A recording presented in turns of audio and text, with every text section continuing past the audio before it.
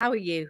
I'm good, thank you. Yes, the sun is shining, and according to my estimable colleague here in Studio One, it's going to be a fine, fine day, according to the prophets that are the weather watchers. I don't actually think it's a science.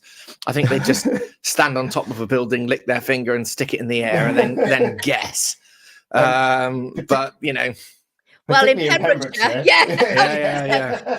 whatever the weather's going to be across Wales, it's always going to be different here in Pembrokeshire, and also different in different parts of Pembrokeshire as well. Absolutely. You know, within a 3-mile distance, you can have totally different weather one place to the next. So it is very much look outside the window and have a little look at what. Well, it's gonna be. I was on a Zoom.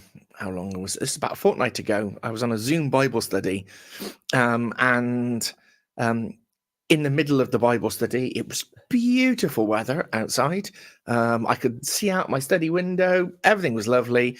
And suddenly, I lost 3 members of the Bible study. They all just went. What? On the screen. They just disappeared. By the time they logged back in, they were all in Crundale, and there was lightning thunder in Crundale, and they'd lost power in Crundale. But in Haverfordwest, we were fine. So in the space of like 2.5 miles, it was completely different. So yeah, I think Pembrokeshire is a microclimate in itself and must be full of mini microclimates as well. It must be. Well, that's thanks to the Pembrokeshire Dangler. The Pembrokeshire Dangler. Yes, it is. Are we talking about your the weather? No, this is okay. Yeah. this is something official. I promise. Are we talking about danglers this morning on our confessions or anything like that? We're not. We have another short and sweet one. Maria's with us. Good morning. Bring it on. Let's see who needs forgiving this morning. Father Nee, how do you feel about there seems to be an emphasis on already being forgiving? I know. People are coming in with love in their hearts, and I won't stand for it. Vengeance is mine, saith the Lord. I shall repay. I shall repay. Well, let's see who needs repaying. We've got Jessica Robinson, soprano, joining us on Instagram, as is Tammy S123. They're over on Instagram. Let's have a quick little look. Oh, are you ready? I'm ready to dance. We're ready for dancing. Oh, yes. Sorry, I've got so much tech going on. I can't deny us this. Are you ready? I'm ready. It's time for this. These are my confessions. These are my confessions. These are my confessions. I love it. You've got to do that. That's a good start to it all. Here are some confession. Well, here's one confession that we've had sent in to us anonymously. I always love the anonymous ones. They're far, far worse than the ones that people claim. However, they have given themselves away a little bit. Oh. I have a second school confession. Oh. Uh-oh. If a child brought in a homemade cake or something similar for me, depending on who it was, I would say, thank you so much. That's so kind. I'll save it for my tea break or at break time. And then I would put it in the bin. I would, however, always take the cake case back and say how lovely it was. So they're being gifted something in a tin or in a nice little display, and they're saying, look, I've made you this to celebrate. Oh. And then they would take it and they would pretend to devour and enjoy it and come back with an empty display case and say that was delicious. Oh dear. I don't know how I feel about this. I feel really upset. Helen Marie in block capital. Sorry to cut you off there, Jean. Never eat them. Well, funny you should say that, actually, because there is a bit of a rule, especially in radio purposes, if anybody brings in anything to eat, you shouldn't eat it. And we are told, really? yeah, that was one of the rules, really. And I suppose it's the same with if it's the person you know, then it should be safe to eat. But obviously, if it's a random person who you've never met before, and something just turns up for you to eat, then you have to go on the side of caution. It's like sort of like, have you ever played brownie roulette as a student? What? No. What? No, no, I don't think I have. Okay. So you make three batches of brownies, and one has got massive amounts of chili powder in it. Oh. One is completely normal, but that's not the worst one.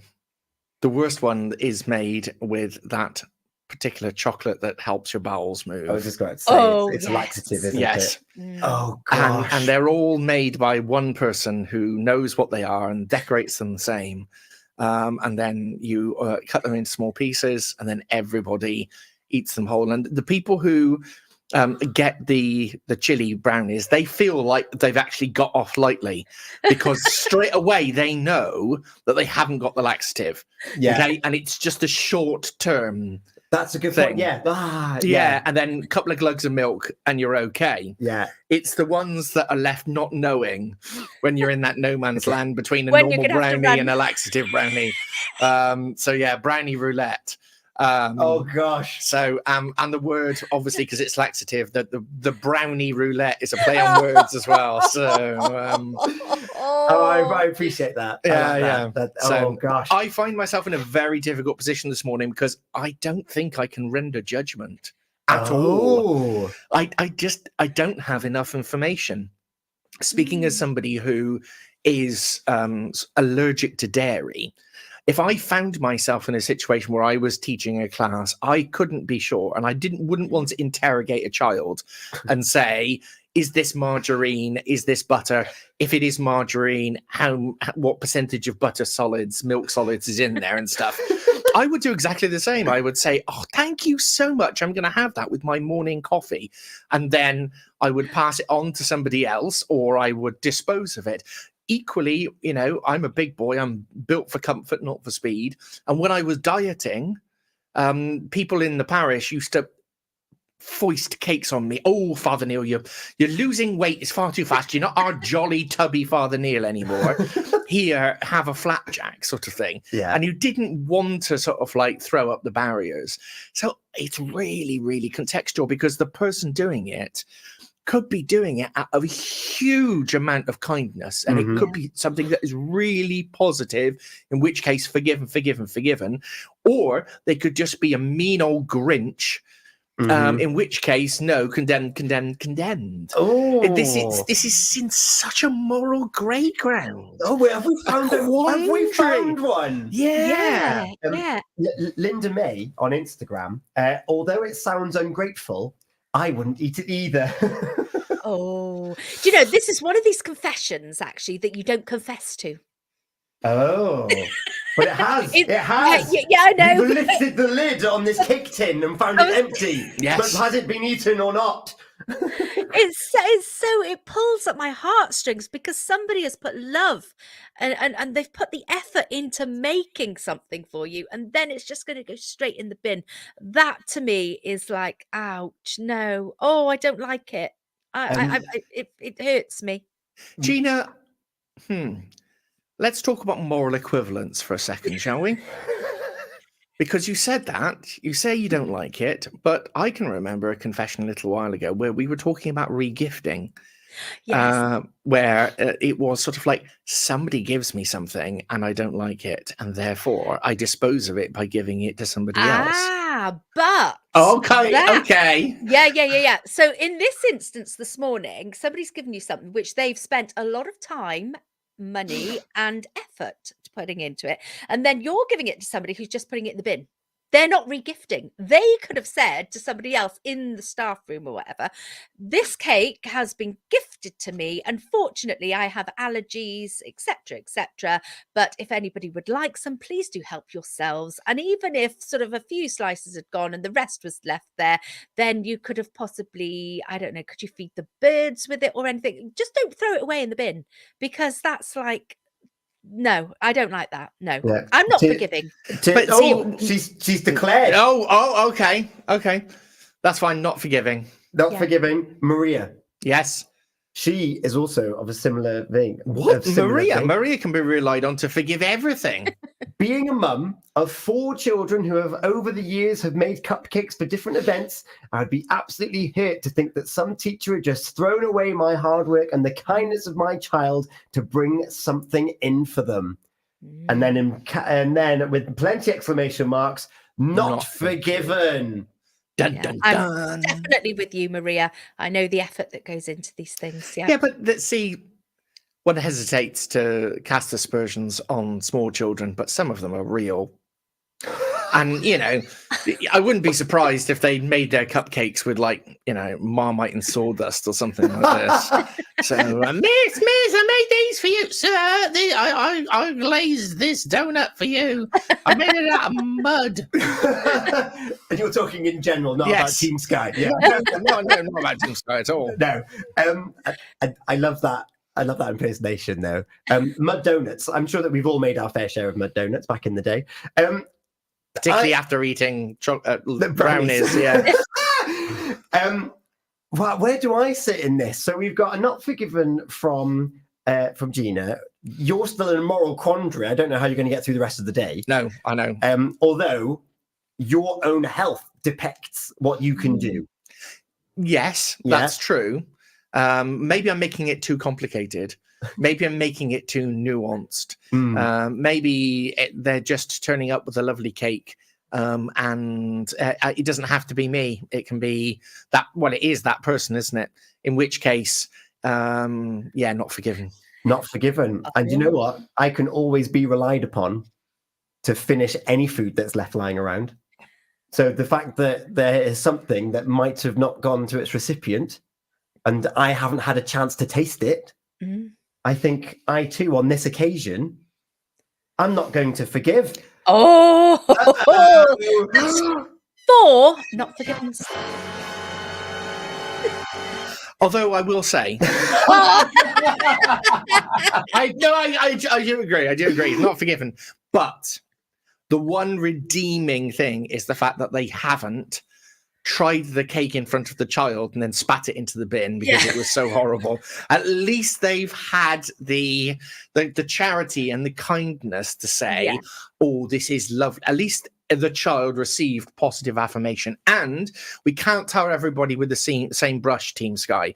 So just because a teacher has said it to your child, because they can't eat it in front of the entire class, doesn't mean that teacher didn't go back to the staff room, sit down and say to everybody, look at this, little Charlie has made me a cupcake. I'm going to sit here and I'm going to enjoy it with my coffee. How lucky am I?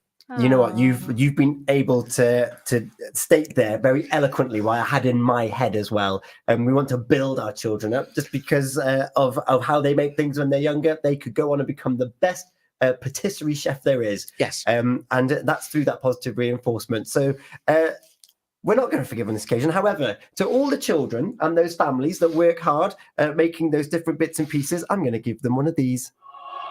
Yay! Yay! Yay!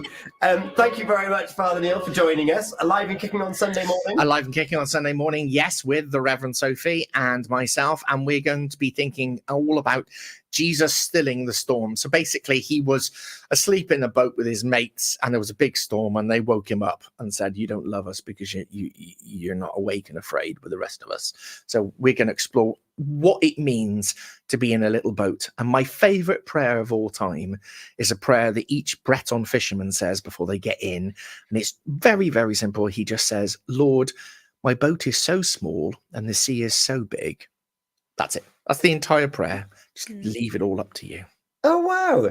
Oh, I love that. That's on Sunday morning. Tune in from 8 a.m. And if you have a confession that you would like the Council of the Breakfast Show and Alive and Kicking to deliberate on, then please do email us, studio@purewestradio.com with your story. They can be long or short, elaborate, whatever it might be. We'd love to have a chat with you and to see what's going on in your world. And in the meantime, we have got 2 songs coming up from our pub quiz attendees, G. Oh, from Joe this morning, we have got some Zach Brown Band and also some Rascal Flats. Oh, are we going a little country? We are a little bit, aren't we? Life is a highway. We're going to be looking at our highways with Link taxis, and also we're going to be looking at more events taking place between now and the end of the weekend. There's so much going on. Thank you for your comments here this morning. It's been Confessions here on Pure West Radio. It's coming at 8:20. Those letters for Unscramble are on the way. to a little bit of chicken fried. Oh, I've done a promo. Don't need it. There you go. Wake up with Gina and Tom. Weekdays from 6 a.m.